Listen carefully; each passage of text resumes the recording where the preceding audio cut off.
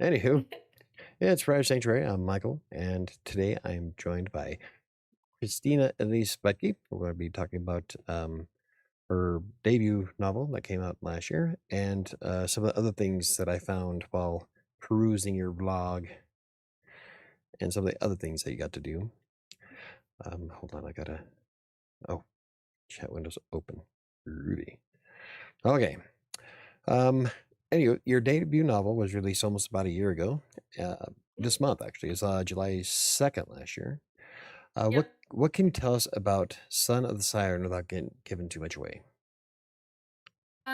If you are a fan of fairy tales that maybe are a little bit darker or not always the most famous, I decided to take three fairy tales, The Little Mermaid, The Wild Swans, and Alalerao, and Nice. mush them all together and gender swap them and to try and come up with my new take on these fairy tales. There's some motifs that are repetitive, like someone loses their voice or people are transformed into animals or things like that. And I just wanted to take these and run with it. So, but it's about a half siren prince named Lyrian, and one night his uh, father is out to sea because he hears his siren mother singing and is hypnotized by it, and he goes out to sea to his death. And Lyrian doesn't know what to do, so he sings the siren song thinking he can hypnotize his father to come back out of the sea. And that's not what that song does. The song is actually just meant to seduce someone, and that's it. And his stepmother, the queen, yeah, his That'd be stepmother, the queen, wrong. accidentally, yeah, all sorts of problems happen. Kind of And what Freudian. happens is, yeah, yeah. Well, that's the thing. It's not for the faint of heart. It's not a book that's for everybody because when the stepmother hears him sing the song, the stepmother becomes enamored with him. And so a large chunk of the book is him trying to escape her and break the spell on her. And she uses magic that's really, really bad to try and force him to fall in love with her back. And that backfires and it turns his siblings into animals and he has to go rescue them. And there's all sorts of curses that are on this family that he has to break. And it becomes a quest fantasy. So it was my first time writing a quest fantasy. So Yeah, it sounds quite chaotic. Kind of interesting, though. yeah, hopefully. That could take so many wrong turns. So this is a YA fantasy. What made you decide to write a YA fantasy in the first place? Um, a couple things. When I was at Seton Hill for my graduate degree, a lot of people commented on my writing tone and voice and said that it was well suited to YA and very appropriate for that. So that kind of like stuck in my head like a nugget, Mm-hmm. and I just went with it over time. So I thought, if that's the type of reader who wants to, hear my voice, then I'll go with it. But also, during my young adult period, I had a pretty rough time. And I just think of, younger readers out there going through whatever they may be going through in their life. And I want my books to help them and reach out to them in some way to offer comfort or to let them know that they're not alone, to show them there are different realities possible from the one that they're living in. Um, and writing for young adult audiences kind of helps me reflect on my growing up too. So it's cathartic in a way, if that makes sense. So Mm-hmm. I don't think I could ever write well, I could probably write YA, but I don't know. My I'm a little dark, so okay, yeah, you have to be careful. yeah, you're not gonna see my books in the children's section. See, Jennifer Decker says kinky.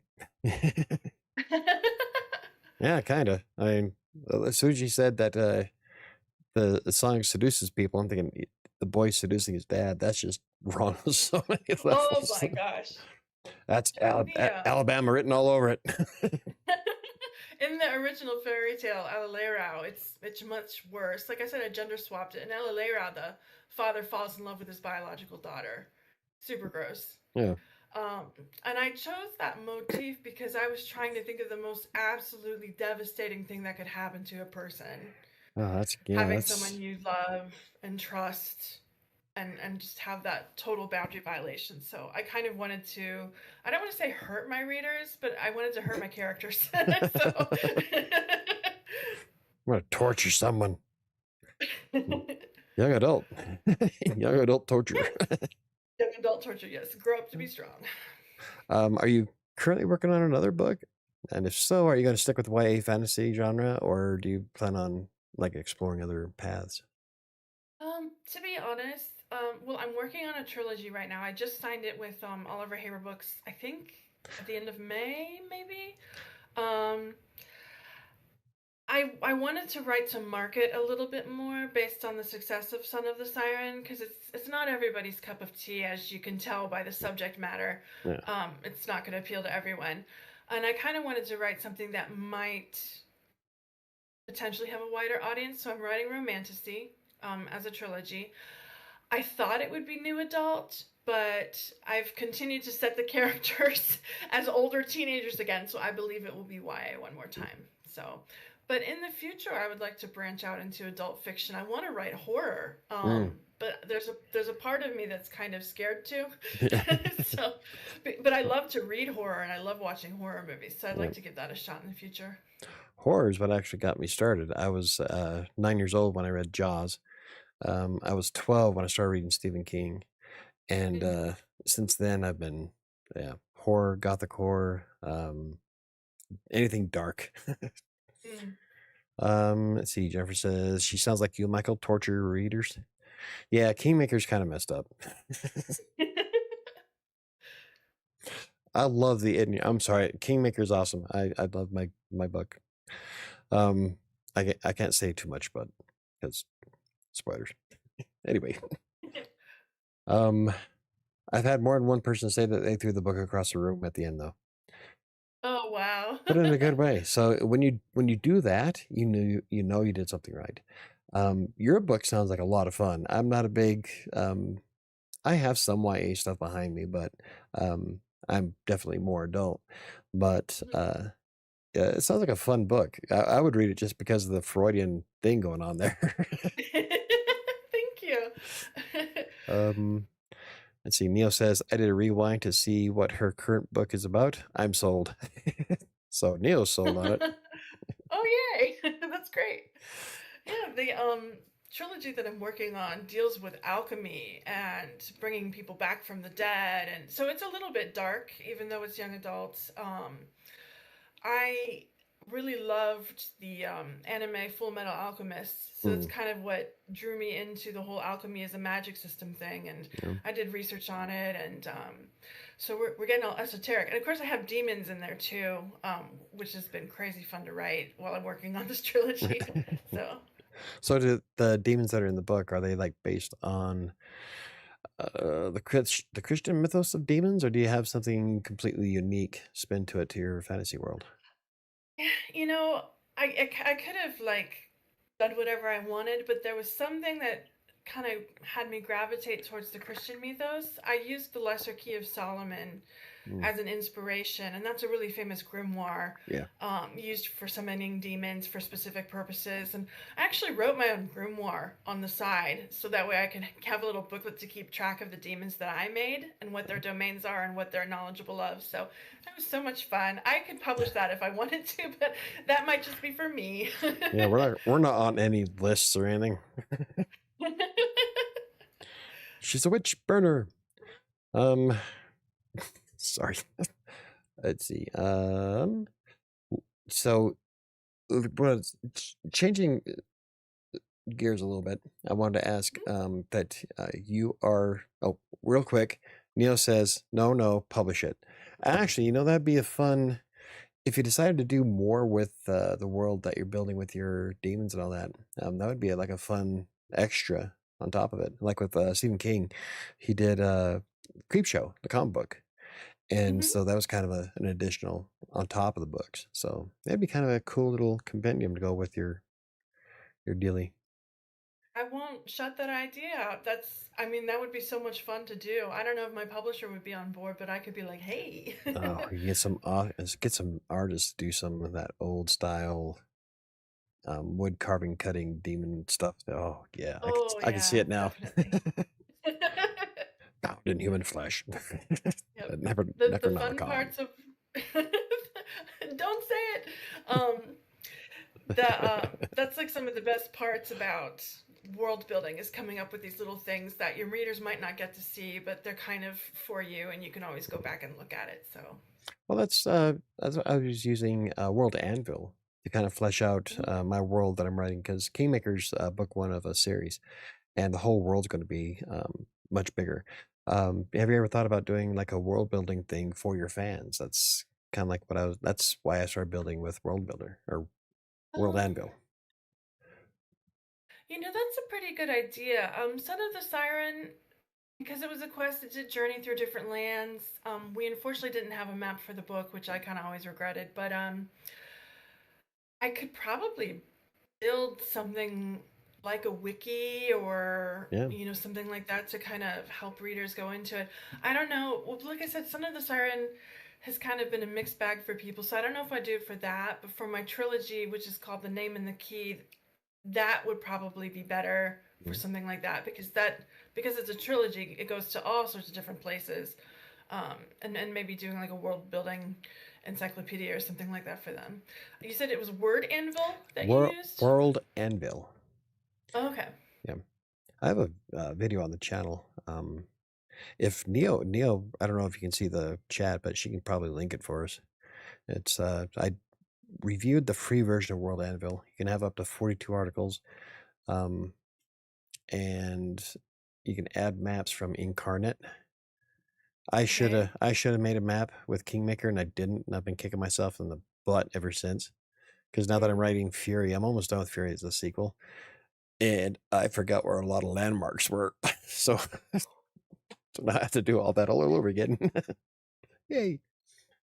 Let's see. Wood carving things to sell on a website. Oh yeah, the wood carving for demons. Yeah, see an Etsy page already.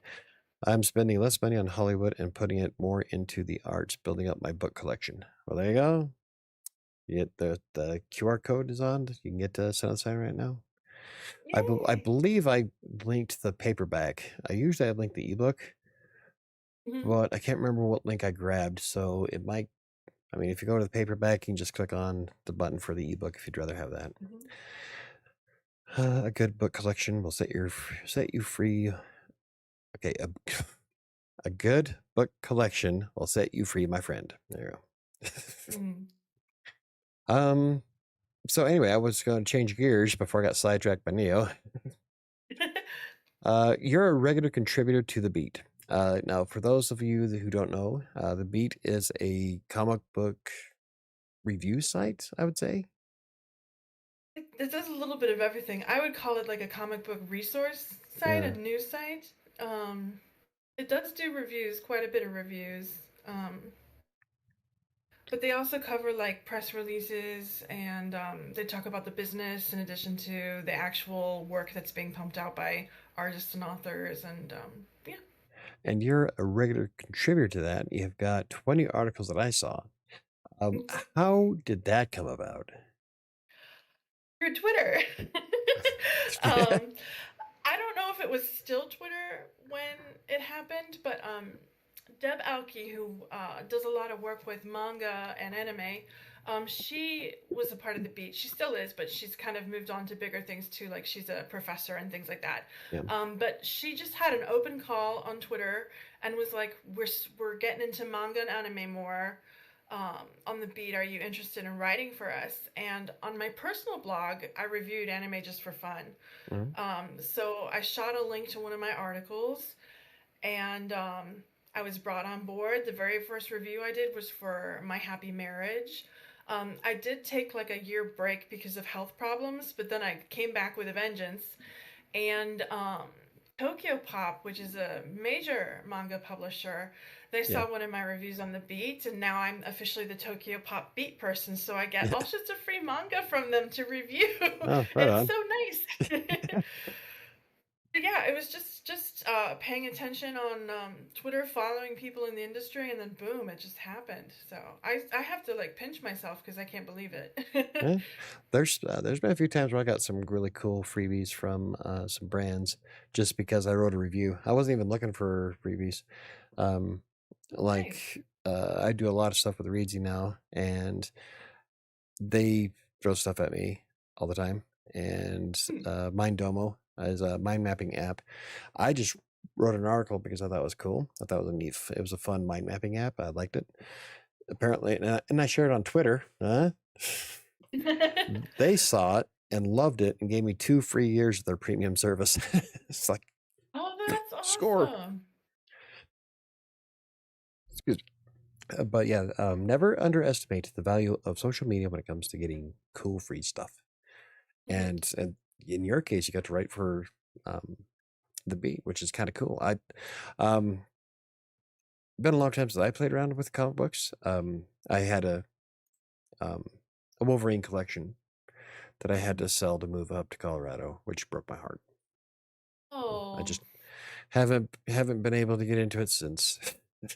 It was devastating. 1 through 100 is what I had. oh, jeez. Ooh. Yep, it was heart wrenching. Um, so I take it that your cosplaying centers around comics and manga Mhm. because you say that you do a lot of that.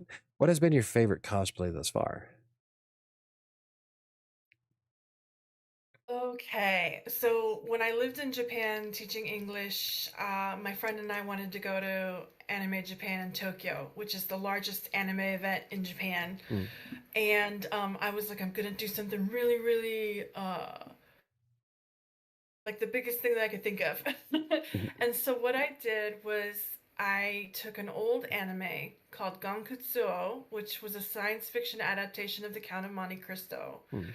And I dressed as the Count, but I gender swapped him and made him a woman. And the Count dresses really, because it's science fiction, it blended like the 19th century with futuristic stuff. And the Mm. Count in the anime has blue skin and kind of looks like a vampire. And they took his desire for vengeance and manifested it as a monster that was slowly poisoning him, which is why he had blue skin and vampire teeth, and he takes pills to try and calm himself down. And that makes the anime sound really freaky, but it's so good. I think it's from, I want to say it's from 2008 or 2010. It's by Gonzo Productions, which doesn't exist anymore. But anyway, I wore it to Tokyo, and if people ask to take your picture, I call that a success, and that happened. So I was Mm. pretty pleased. Awesome. But I had color contacts, wig, face makeup, prosthetic ears, the whole deal. So, How often do you get that decked up for a cosplay? oh, it all depends on money. So it's kind of all over the place. This August, at the end of August, is MatsuriCon in Columbus, and I was hoping to cosplay as a Chinese character named I'm gonna mess up his name, Qi Rong. He's a villain in the series Heaven Official's Blessing, and I bought all of the materials. But then I found out over the summer and into the fall that I'm not being rehired for teaching, Oh, so I am unemployed, and I'm like, you can't go to cons when you're unemployed. So I have all of these materials, so I'm just gonna take my time and sew it together when I feel like it. But hopefully I'll be back to adjuncting by the springtime and then can go to a different convention and wear it. So one is forthcoming, I just don't know when.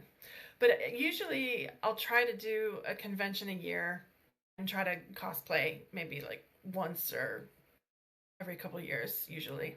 So have you ever thought about writing anything that would be related to um, mangas or like fan fiction or anything like that? oh, definitely. I do write fan fiction, but I do not publish it because Oh, I don't want people to recognize me. Like my style or my voice or anything. I write it for myself, so I have like files of it on my computer of me just writing whatever. Although I might go on Archive of Our Own sometime because people have been asking about it for me to share it, and most of that's based on anime. Um, I would love to write manga. And to be honest, Son of the Siren, before it was a novel, I was hand drawing it as a comic originally. nice. Um, I was a member of DeviantArt at the time, and they do something known as adoptables, Mm. where artists create characters and you use points and you buy the rights to them by adopting them. So my goal was to do a collaborative project where each character was designed by somebody else, but they ended up in the comic, and then I was going to use the plot to Son of the Siren. Nice. But I drew the cover and the first 2 pages, and I'm like, this is gonna take me 10 years. so, so I gave up and I just turned it into a book. But it would be a dream come true if that was made into a comic or a manga, or I was famous enough that Studio Ghibli wanted to turn something into an There anime. you go. That's the dream. Oh, here comes Netflix. They're gonna screw it up. Let's see. Jen says, would 100% go anywhere with somebody cosplaying like her? There you go. You got a fan already. Yay! Neil's having car issues. You shouldn't be texting and driving. You know how I Oh, feel about that. Don't be at KDC. Long story. Anyway, okay. KDC is one of my used to be one of my regulars, but he's been hanging out with his girly friend lately. But anyway, he had a problem with Oh. texting while driving, and Scary. I'm at a red light. I don't care. Keep your eyes on the road. Let's see. Where was I? Okay. What? So, it sounds like a lot of fun. Doing the comics and making stuff. Mhm. What is a little bit different though? What prompted you to move from plays and musical theater to pursue writing instead? Because I don't know, they're pretty close. They're somewhat linked if you think about it. Mhm. Because you're writing plays and obviously musical theater. Why did you shift to creative writing?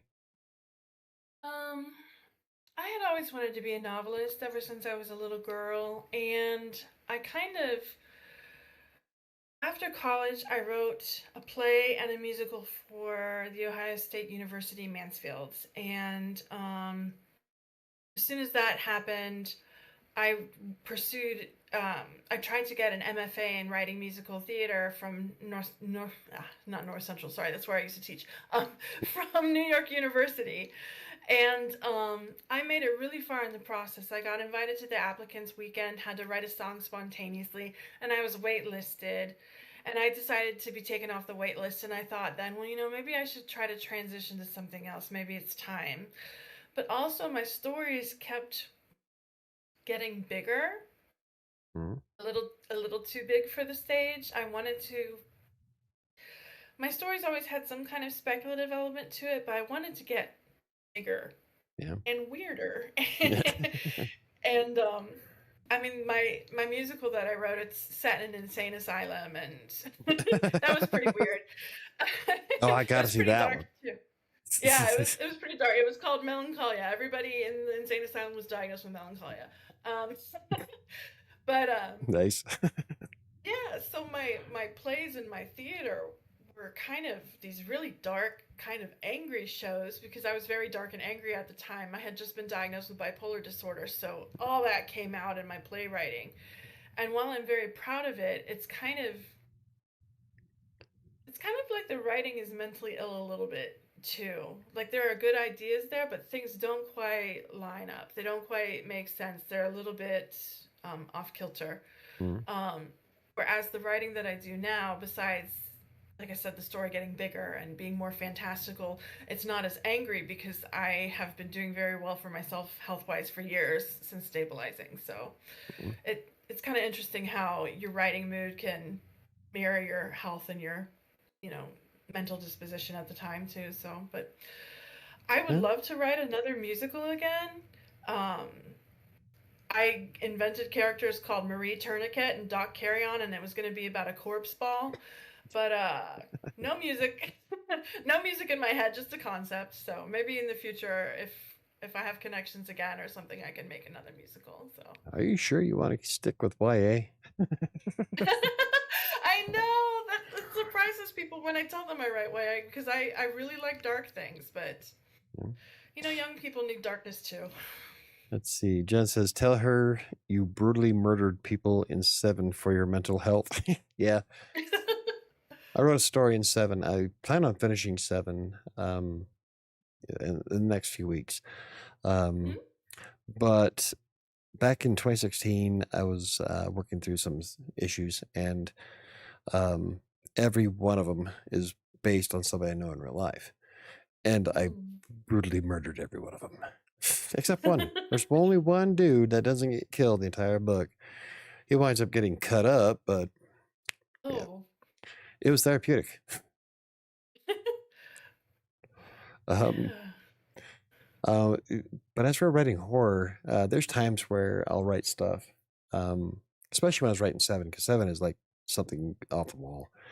Uh, there's times where I sit back and I think to myself, what the hell is wrong with me? Because, I'm sure. Oh, sorry. Go well, ahead. go ahead. I was just gonna say it's Oh, just, yeah. I um I think every writer at some point has that moment where they question, what is what is wrong with me? you know. Yeah. Because there's some like, oh, there's some scenes in Seven where they're just, I am one disgusting individual. Like, I bet your search history is beautiful. um, now probably I don't know because the last book I wrote was Shadows of Atlantic City, and that's the one I'm working on now, and that was a dark western. It's supernatural meets Sherlock Holmes meets Wild Wild West.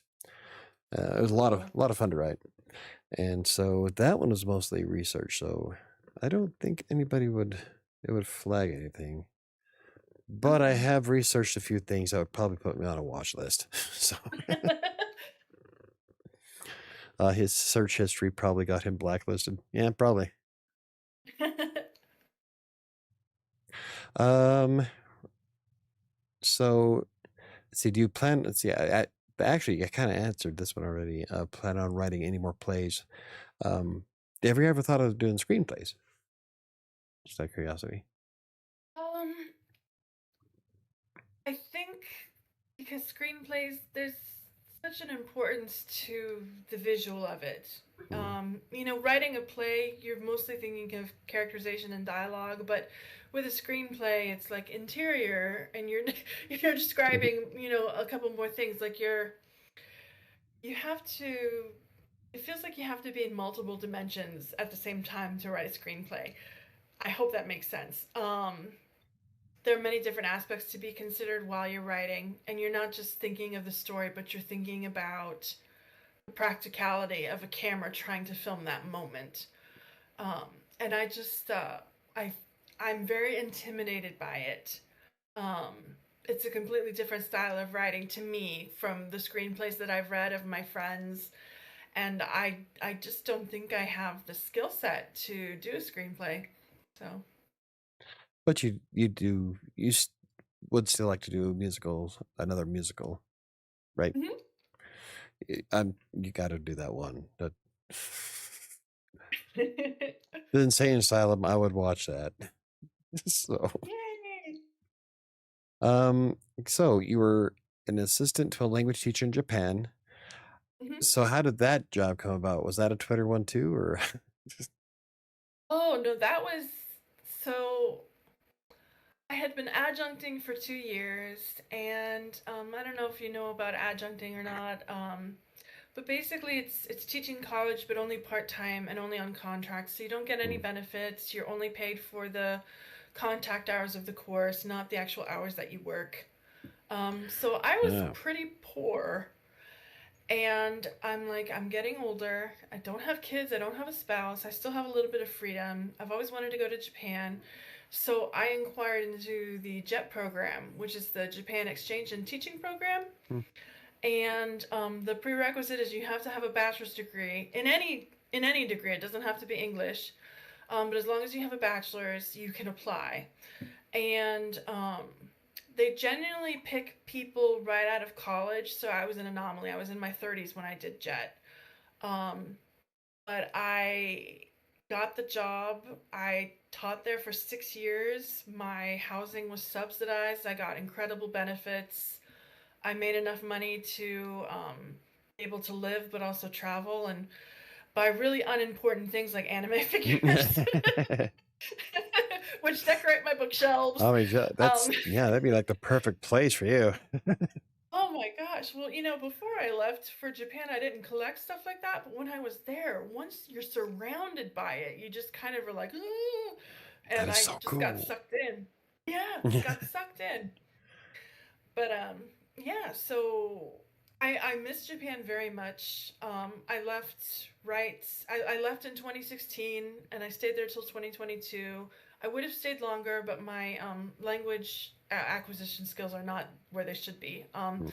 I can converse in sentence fragments and I can mostly understand what people are telling me, but I don't sound like an educated adult. I sound like a child pointing at a tree.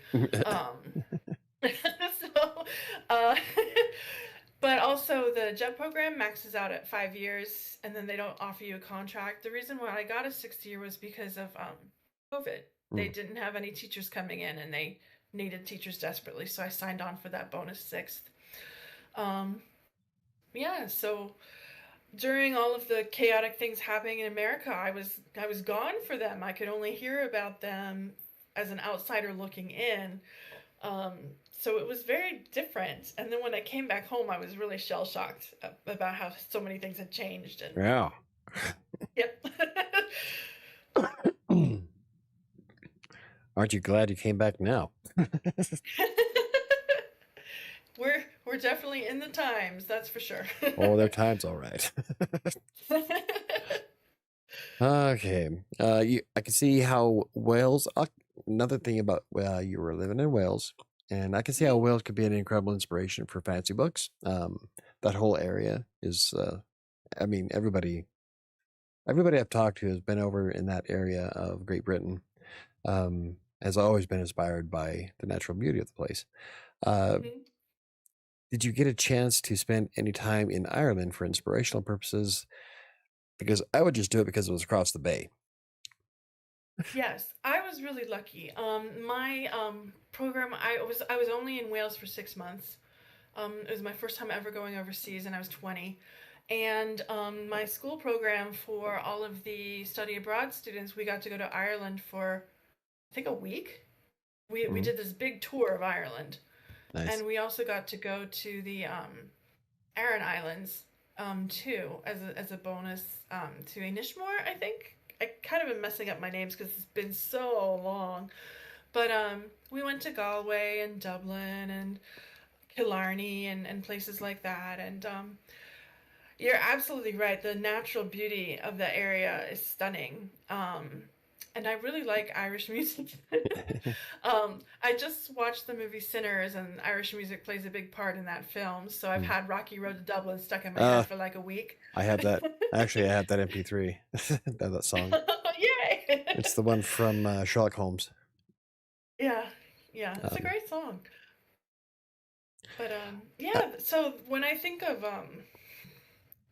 landscapes, when I think of mountains or greenery, like Wales and Ireland are the first places to pop into my head.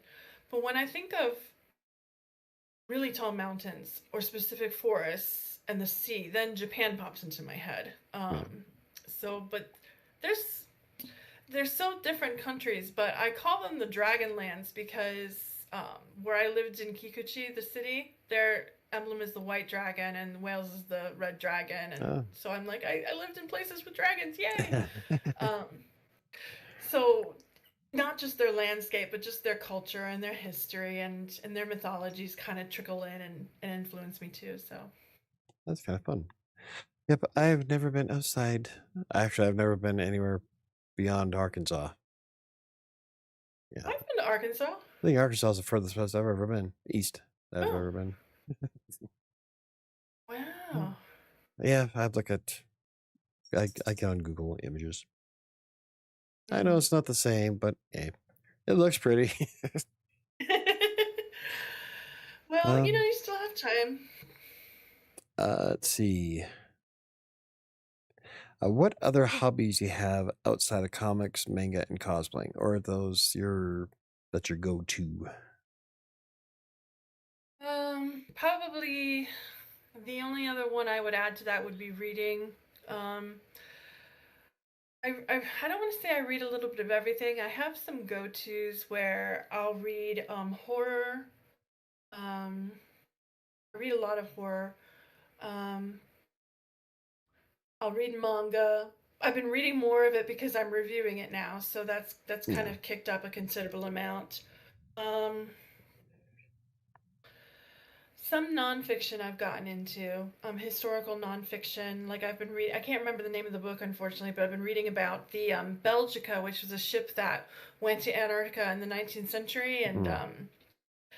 froze, and the long night came, and everybody went crazy. So, one of Good my times. that seems to be my taste. So, People are going crazy. yeah.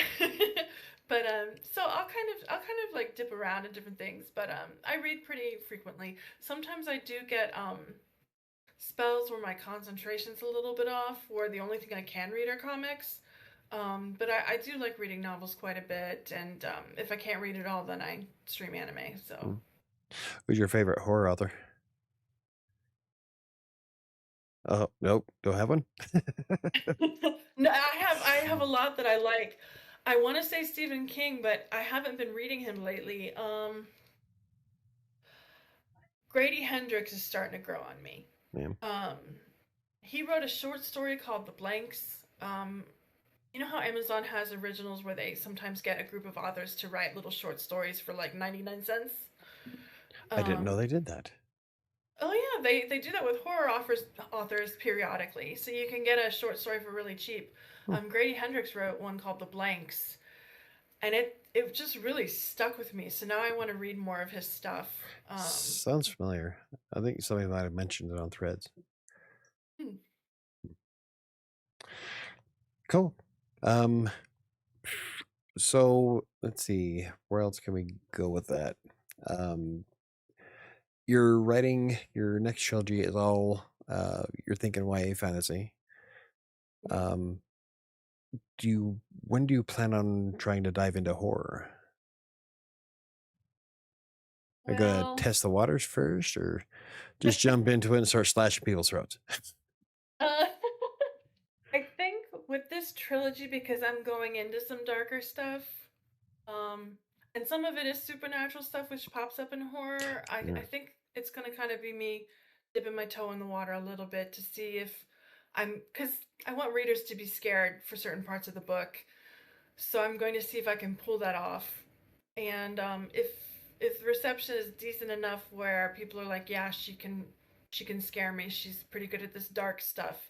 Then I'll probably give horror a try. I've always wanted to write a haunted house novel. Those Yeah. are my favorite.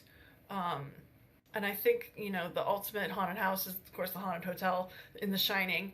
Um, Hey, I've actually stayed in the Stanley. That's an yeah. amazing. Yeah, it's in Estes Did Park you? here in Colorado. It's beautiful. I Oh yeah, when I it was a lot was of fun. When I was like 14, my great aunt took me there, but Yeah, we just walked in the lobby and I got a souvenir shirt. yeah. But because at the time it was pretty expensive, and I took a picture of the hotel. But did you get to stay in room 217? No, but I parked up front of it.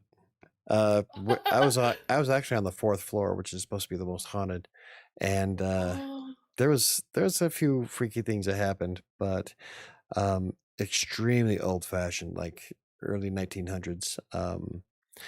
The walls were kind of paper thin, but it was a really beautiful hotel, and mm. when we were there, everybody and their dog was out hunting ghosts. Everybody had apps going on, trying to get EVPs and stuff. Oh. It was it was fun. I met a lot of cool people, and we didn't do the tour. Um, that would have been. I think we didn't have enough money for the tour. We just had enough money for the stay. But it was a lot of fun. If anybody has a chance to get to stay at the Stanley, you got to do it. It's a wee bit expensive, but it's a beautiful hotel to start with, and there's just a lot of really cool history with it. So Did you ever see the miniseries of The Shining that they filmed at the Stanley? no, I never got a chance to. I wanted to, so I Oh, okay. missed it. So um, but yeah, it was. I bet whoever was staying at 217 is getting pissed because there was a bunch of people outside the door taking pictures of it.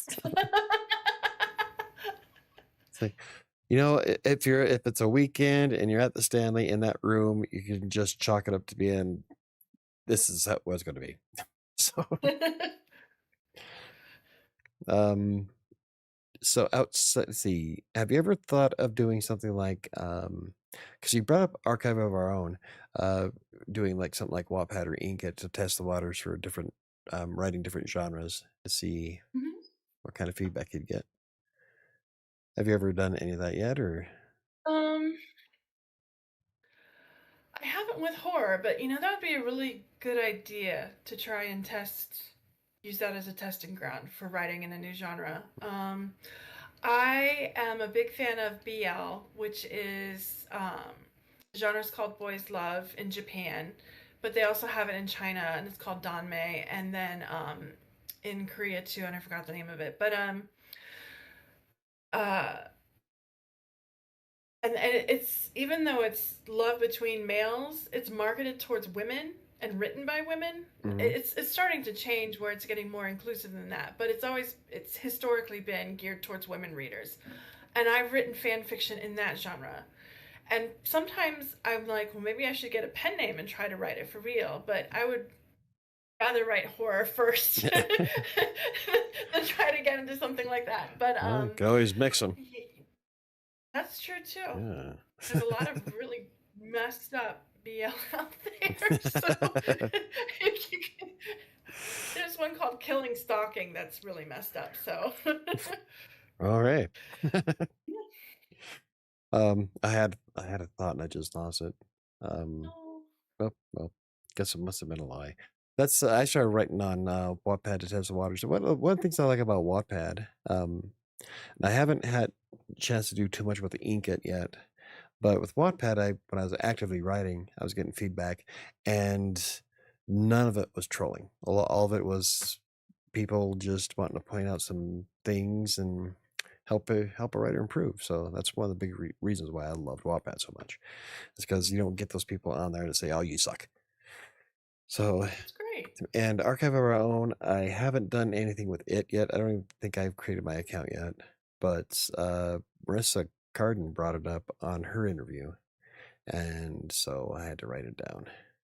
So anyway, I just one of those things out there that's in case you wanted to try practicing different things. Like actually, Seven, I'm gonna go ahead and finish that on Wattpad, and then I was thinking about doing some shorter novels relating to my world for Kingmaker.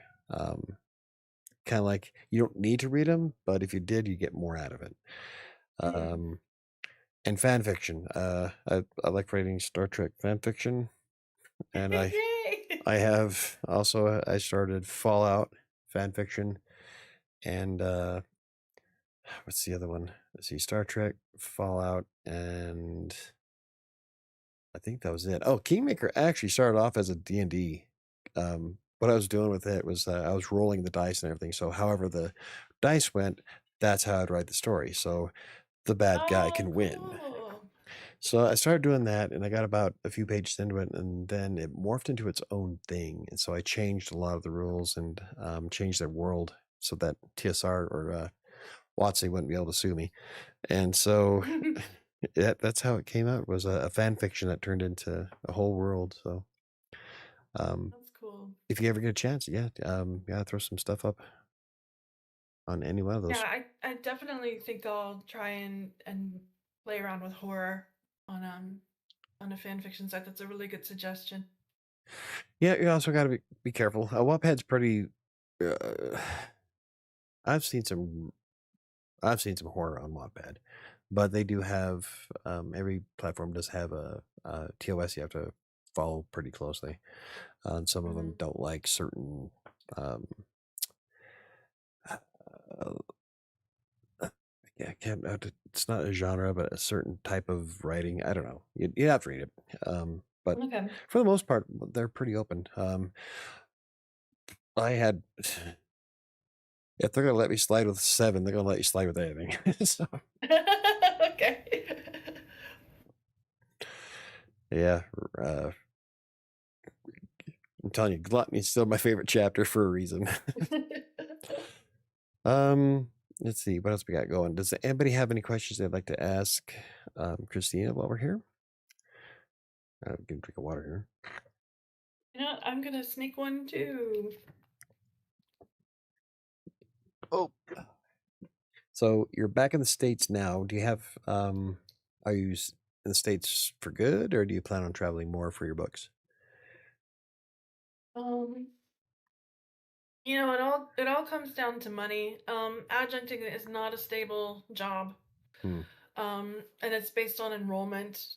And so sometimes I have classes and sometimes I don't, and I'm in a dry spell, so I'm looking for work. I would love to travel. It would be a dream of mine to go to a convention and have my books with me and meet readers and do things like that, but I don't really have the money to do that.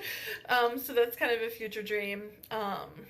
Well, have you ever thought about doing local events? Like this weekend, I'll be at Brewdog in Denver. It's a brewery, and we're Mhm. doing books and brews. Um, and this will be Oh, my second outing as an author. The first one was Read Between the Stars last year for fantasy, and then I was a part of a world building panel in January. Have you ever looked into anything local for doing stuff like that? Because those, um, the table fee for Read Between the Stars last year was $20. This year it's 30. I'll be at Read Between the Stars on October 3rd. Brewdog was free. I don't know how Christine wow. swung that, but she contacted a bunch of breweries and set up author events at all these different breweries here in Denver. And so last weekend they were at one that had like 8 authors at it. This weekend's at Brewdog. That's where I'll be at. But there's all kinds of authors that set that kind of stuff up. Have you ever thought about looking into those? My hometown is pretty small. I think the local library might have events kind of like that. I'll have to look into it more, but where I live, most of the stuff that piques my interest is in Columbus, which is about an hour away from where I live, so it's pretty manageable. They just had the Columbus Book Festival at the Columbus Metropolitan Library this past weekend, and they had an indie author section. And I believe I'm considered an indie author because my publisher is not traditional, a small press. Um, so they have an indie author section, and then they had the traditional published author section, and many people attended. It was really successful, and if I can remember to get a supply of my books, I will be going. So, Yeah, I spent $230 on a firm to buy my books. That's something I was going to Mhm. write an article about. I don't know if you know what a firm is, but it's the credit system that you can use on Amazon. And if you go Oh. into Amazon to order author copies, you can use a firm to pay for them. So Mhm. I bought 60 copies of my book using a firm. So, Oh, but nice. yeah, that's all I like. For Brewdog, I'm taking my skeleton here that's behind me. Oh, cool. That's because he's on the cover and he's in the book. Oh, nice. Um, his eyes light up. Oh, I don't have a better version. I was going to show you. But yeah, it didn't really cost me. I'd say I spent $230 to get 40 or 50 copies that last time. So yeah, if you can, that's one thing I like about Amazon. When you're buying author copies, you don't have to buy 1,000 books in order to get it for $2 or to get a decent price on them. You Mhm. can buy as many as you want. You just have to deal with Amazon, which is kind of a pain in the ass.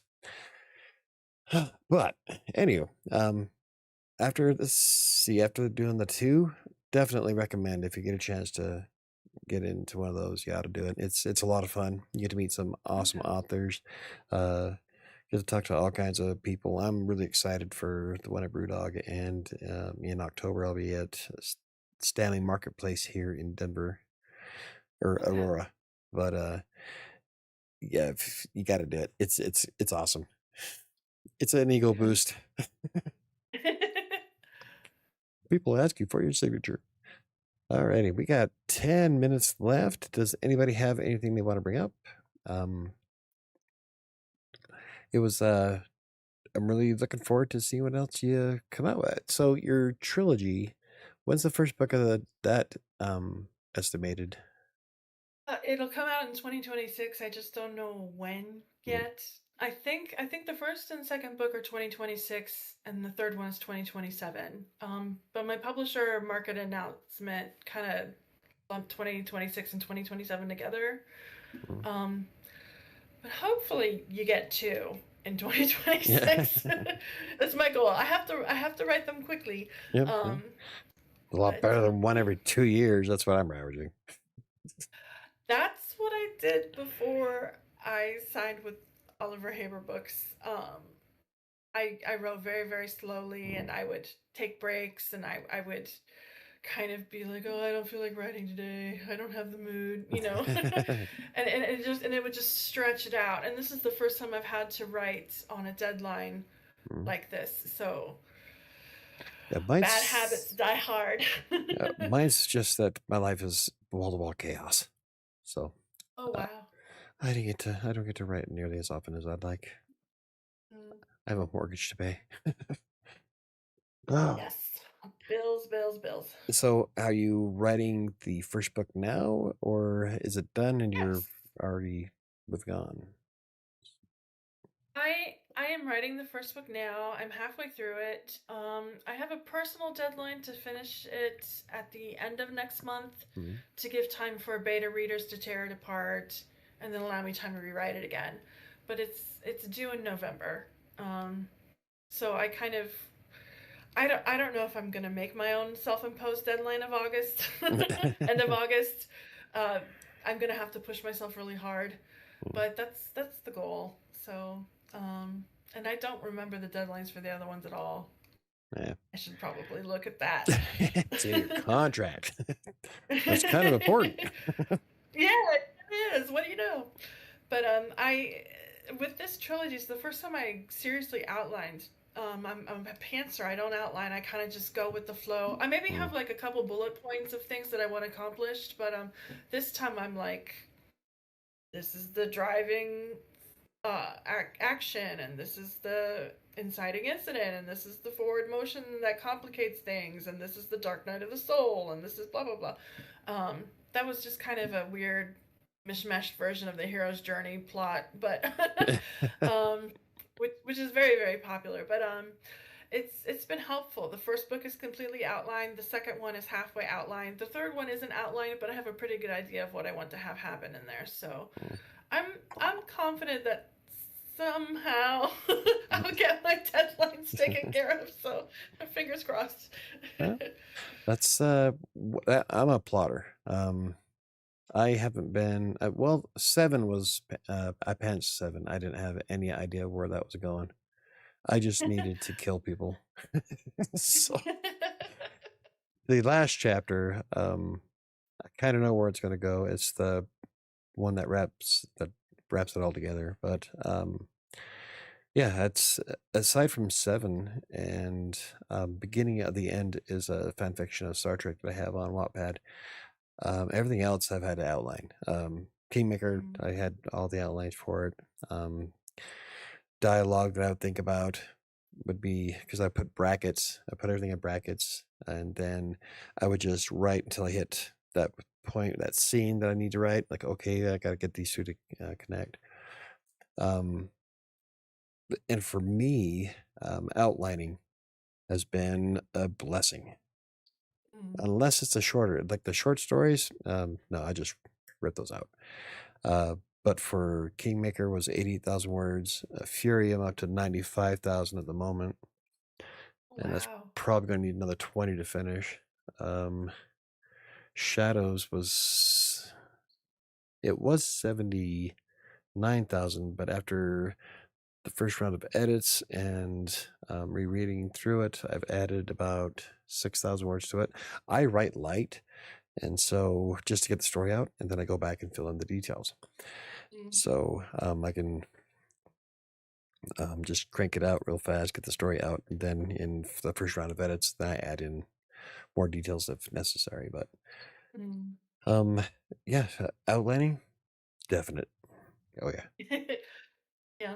I mean, they say that's the way you get stuff done is to just get out what you can and then go back and then flesh it out. And I've tried to do that. I don't know if it's the particulars of my brain or whatnot, but I like I have to fix it when I see it or it won't get fixed. So that's part of the reason my drafting takes so long is because I edit as I go, which you're not supposed to do, No, you get but I can't stuck in help a myself. yeah, you get stuck in that loop, and that's what Yeah. happens. Yeah, Because you I think you can guess. fix it, like fix it later. That's a hard habit to break for a lot of people. Yeah, Everybody wants definitely to. is. Well, a lot of people get stuck in the idea that a first draft has to be perfect. No, it just has to be done. Mhm. Nobody publishes the first draft. So yeah, trying to push for perfection is going to cut it. So um, I'll have you back on when your next book comes out. Thank Definitely you. talk about your trilogy. Um, I'm really interested in some of the Siren now that you described some of it. So Well, that's great. That's a good all thing. That makes right. me happy. So. Let's see. Does anybody have anything else before we say goodbye to Christina? Thank you very much for being on the show. It was a lot of fun. Um, good luck in everything. I hope that you find your path of employment, I guess. Have you ever thought about Yeah, I would. have you ever thought about like just teaching online or doing a course on Udemy? I mean, you have an MFA, right? I So do. yeah. Um, I've been looking at online remote teaching, but the semester's about to start, and so people have kind of already had their teachers picked. But I've looked into online tutoring and things like that. So and things just haven't wow, Right. things just haven't quite. I sounded Shakespearean for a minute, um, but things haven't lined up yet in the way that I hoped. So I'm just gonna keep trucking. But it has crossed my mind to maybe someday try to create my own course or something like that and teach creative writing that way. But Yeah. I've been asked a few times to do blogging and WordPress courses on Udemy. hmm, And my dad was going to do art courses on it. So something you can consider. The only downside to it is that you have to come up with the curriculum and the time invested in setting everything up. But hmm, once you get all that planned out and get that online course up there, then it's passive income, providing people nice. take the course. So, anyway, thank you for being on the show. Good luck to you. I'm looking forward to. I'm kind of broke at the moment, but I'll definitely have to come back for that. That sounds like something I would groove on. So, Neat. Well, I I love really twisted appreciate the. stuff. So, I appreciate the opportunity to speak with you, and well, no I problem. also appreciate everything that you've done for your fellow authors. It's always great to have an advocate, so thank you very much. Well, you're welcome. I try to get everybody on as I can. And I've had a mixed bag of people, and I've enjoyed every interview so far. That's great. Alrighty, I guess we'll call it a night. Thank you very much, Okay. and have a All good right. evening. All right. Thank you. You too. Bye bye. Bye bye.